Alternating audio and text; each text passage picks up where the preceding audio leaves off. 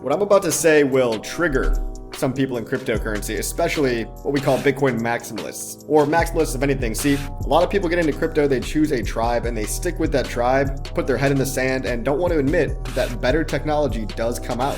For example, do you still see people around worshiping the DVD player because we've got Netflix now? Are there any DVD player maximalists? Well, no.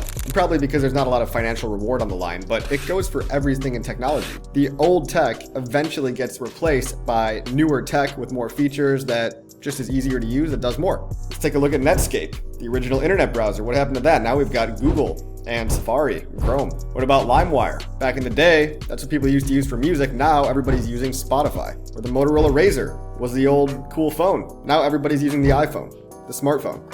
So better tech eventually does come along, and it's important not to get stuck in one of these camps of thinking. Bitcoin's important. I'm not saying I want anything bad to happen to Bitcoin. If Bitcoin goes down, all of cryptocurrency is going to have a really hard time. But Bitcoin is slow, expensive, and there's better networks that have been running like Ethereum with the same amount of security because they're socially enforced networks at the end of the day. The transactions are cheaper and faster at places like PulseChain. The code is modular and isolated with smart contracts like Hex and PulseX. Some people won't want to admit this to themselves, but when it comes to the price as well, the price pumps the hardest when the fewest number of people knows about it. So you're not early to Bitcoin. Bitcoin's 16 years old.